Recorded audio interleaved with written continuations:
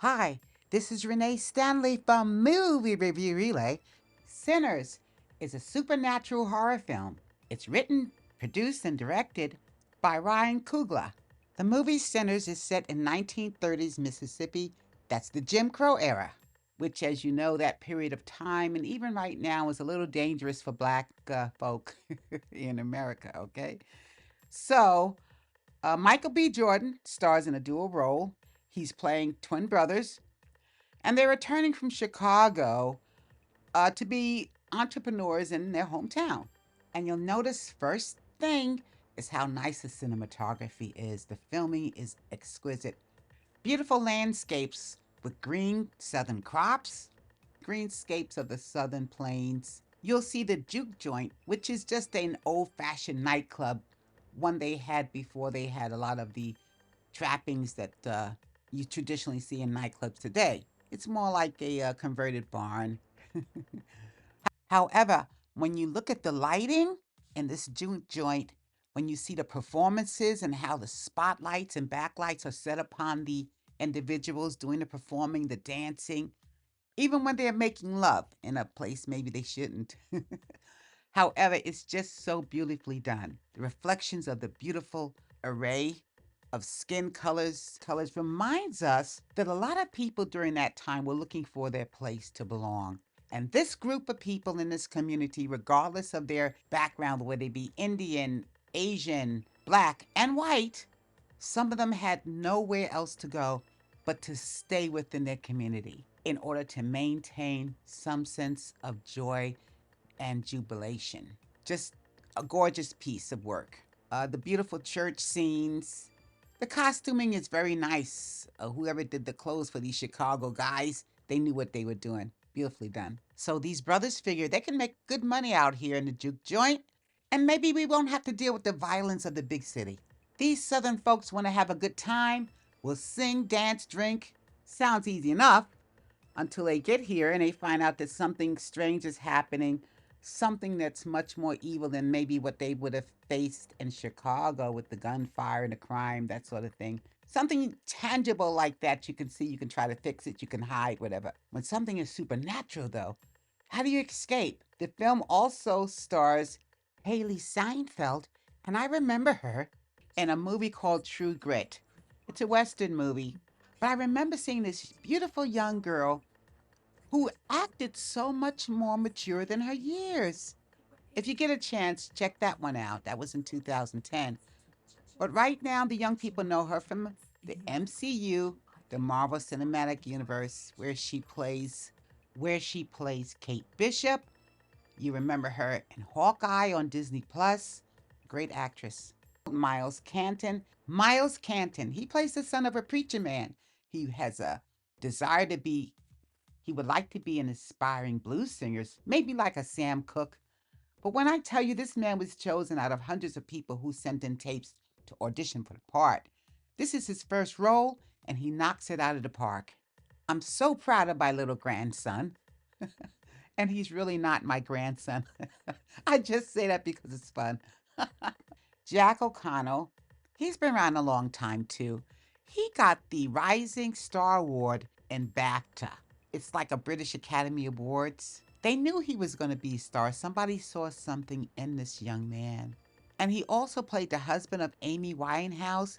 If you guys remember the movie Back to Black. Anyway, he's fantastic. He's fantastic as one of the head vampires. Wami Masaku, she's won a BAFTA TV award. She also was in HBO's Lovecraft Country. Do you remember Loki series on Disney Plus? She played Hunter B-15 and she reprised that role in a 2024 film, Deadpool and Wolverine. Wami plays this beautiful, voluptuous, sexy woman called Annie. She's got an attitude. She's very smart. You will see in her role as Annie that she's very aware and can discern danger as it approaches. I'm so proud of this actress, though. She's a gorgeous thing, isn't she? If I had a daughter, she would be just as pretty as Wami. Again, she's part of that MCU universe. Jamie Lawson played the mayor in the 2022 film The Batman. and in the 24 HBO series, The Penguin. She's so smart and beautiful. She graduated from Juilliard School of Music, and in this film, you can tell she has all of this talent. She can sing, dance, and act. Perlene is a country girl. She's seduced by the Chicago guys who are much more sophisticated than she is. But she's gorgeous, and that always gets your foot in the door. She's the one. Omar Miller. Omar is such a big, lovable guy. How could you not love this handsome guy? I just want to hug him, right? Squeeze him. The big teddy bear. However, I remember him on CSI Miami. I remember him going way back to Transformers. He's been in a lot of movies. He has a very good resume. In this picture, he plays cornbread. He plays a sharecropper turned bouncer. And wait till you see what happens. He does a wonderful job of being so innocent, country, polite, the whole thing, until he's not. And I'll just say it like that. I love this guy. Lee Jean Lee plays Grace. She's another beautiful actress. This movie is full of good looking folk. She plays one of the grocery store owners in Mississippi, and she helps the guys. She's sympathetic to their entrepreneurial spirit. She's brave enough to initiate the fight. And Delroy Lindo. He plays a local blues legend. He's like a little local celebrity. He's always drunk, though. And his cousin is the young singer we were talking about earlier, who wants to be like him in a way. He admires this man. The actor Delroy Lindo is a legend in real life. Everyone knows who Delroy is who's watched a movie. He's been acting over 50 years, and he's been in a bunch of Spike Lee movies. I love the film Crooklyn. It's Spike Lee's take on his life and the little sister that the father loves so much. I love that. He's been in big blockbusters, Get Shorty, Gone in 60 Seconds, The Cider House Rules. He's been in a lot of good films. He's been in that many movies over the years. Fantastic actor, wonderful performance by him as well. The music is beautiful. Ludwig is back. Yes, RyanCoogler used him in a lot of the Black Panther movies. And I'll say the soundtrack is very eclectic. You have some bluegrass, country, blues. I even heard some hip hop. You got a little bit of everything on there. I think you're going to enjoy it. 5 being the best, 1 being the worst. Sinners easily comes in at a 4.5, and at an extra star if you like Michael B. Jordan, RyanCoogler collaborations like there's no tomorrow. Sinners is distributed by Warner Brothers. Now, let's say you don't want to leave the house, you don't want to go to the theater. If you have a subscription to the Amazon Prime Video channel, you can now watch the Academy Award winning actress Viola Davis. She's in a film called G20. Now, Viola has won every major award: Emmy, Grammy, Oscar, Tony. These awards are attributed to people in the entertainment business, and that makes her EGOT. Viola Davis also received the Cecil B. DeMille Award in 2025. She's a graduate of Juilliard University. Viola Davis won Academy Award for Best Supporting Actress in the role in Fences opposite Denzel Washington in 2016. The Help, Ma Rainey's Black Bottom. You've also seen her in The Woman King in 2022. You've also seen her in Suicide Squad. She played Amanda Waller. Viola Davis was the first Black actress to win a Primetime Emmy Award for Outstanding Lead Actress in a Drama Series. Her role as Annalise Keating in the ABC legal drama How to Get Away with Murder. In this film, Viola Davis plays an action hero. And it harkens back to some other films in cinematic history. Pam Grier was in Coffee, Foxy Brown, and also Tamara Dobson was in Cleopatra Jones. So you've had these beautiful, statuesque Black women playing action heroes.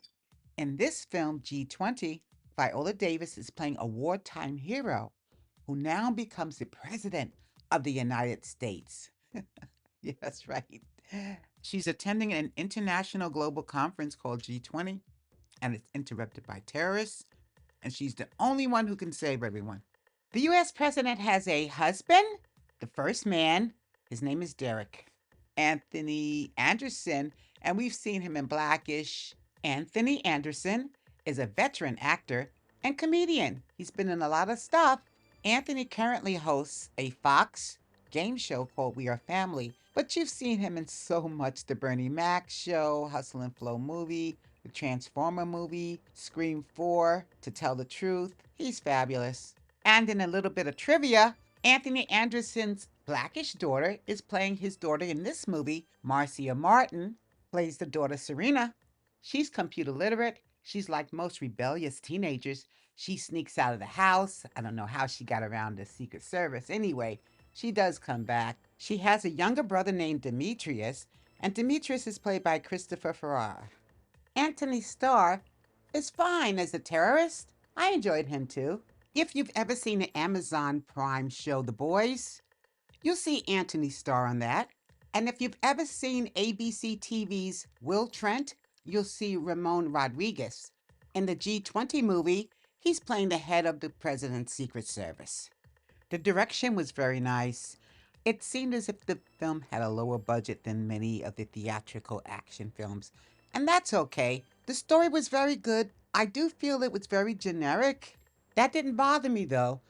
Right now, we have so many films in which terrorists are involved in these takeovers of the government, whether it be the president, the prime minister. Olympus has fallen, London is falling, White House down, Civil War can be included. What's the one with Harrison Ford? He's telling them to get off his plane. Air Force One.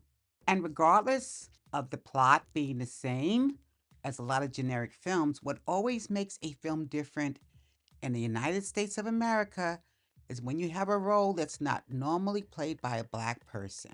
It's now portrayed by a Black person. That's what makes it different, believe it or not. So in this particular case, we have a not just woman president, she's a Black lady too. So she's had several experiences outside of what a normal white woman would have, even if she were elected to president. The challenges are different. The stakes are higher with regard to popular confidence in the government. They touch on a couple of themes, but not in a serious way. This is just fun. It's an entertaining movie. I didn't feel any chemistry between Viola Davis as the wife and Anthony Anderson as the husband. When they got into bed at the beginning of the film, he was somewhat comforting her. She was complaining about the daughter. I thought there should have been more touching, kissing, hugging, whatever it is. And I didn't see that. I think he kissed her hand, which I don't know. To me, that's callous. If you're my husband, you gotta do a little bit more than that to comfort me. 5 being the best, 1 being the worst. G20 easily comes in at a 3, and give it an extra point if you love Viola Davis like there's no tomorrow. G20 is distributed by Amazon Prime Video. Warfare is a 2025 war action film. It's written and directed by Ray Mendoza and Alex Garland. It tells the story of a Naval SEAL team that in 2006 got trapped inside of a house in Ramadi, Iraq during the American occupation. They took a lot of heavy casualties. So many people were hurt and died. This was not a major battle, but it was an incident that happened, and it happened over 90 minutes. It's reported that this movie is told in real time. It's also told that it's a true story. The movie Warfare is relayed to us, the viewer, in real time. It's told in the view of the communications officer. Ray Mendoza tries to use air support to keep his team safe. Elliot Miller is a sniper who's trying to watch the back of our guys, the Navy SEALs. 2 other members of the team, Farid and Aurora, are telling all of the neighbors in that particular area, please be quiet, be silent, and just stay in place. Now, DeFaro 1, a Thai, plays Ray Mendoza. Now, he's best known for his role as the indigenous teenager Bear Smallhill in the FX comedy drama Reservation Dogs. Cosmo Jarvis is Elliot Miller, the lead sniper, and he's an English actor. He's also a singer and a songwriter. He starred in Lady Macbeth. In 2024, he played John Blackthorne in the historical drama Shogun. Many of us, fortunately, do not understand what it's like to be in the midst of a war. Can you imagine someone waking up your family and telling you, okay, everybody get in this room, be quiet, your life depends upon it? I'm just going to come out and say it. This film is terrifying.